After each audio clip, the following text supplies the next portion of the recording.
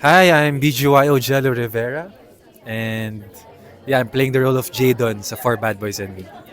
Congratulations on this Salamat. role. And of course, I want the people to have a feel of your personality.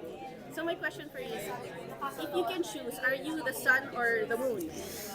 No, that's so random. I think the moon, because I'm a night person.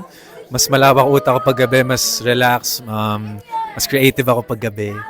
And yeah, I enjoy the nighttime. Oh, that's nice. And the other question is, if you can include a member of BGYO to be included in the cast, Okay. who will it be? Siguro sa ngayon, sige, given naman na may acting experience na si Aki, pero siguro masaya rin kung si JL ipapasok. Sorry. Sorry. Sumayan. Cut. Si Aki alam ko may experience na yan sa acting, pero feeling ko magandang addition si JL kung sakali.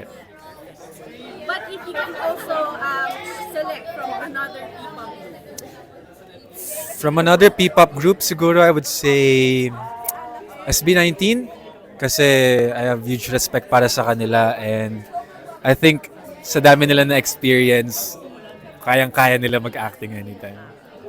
sino sa kanila in particular?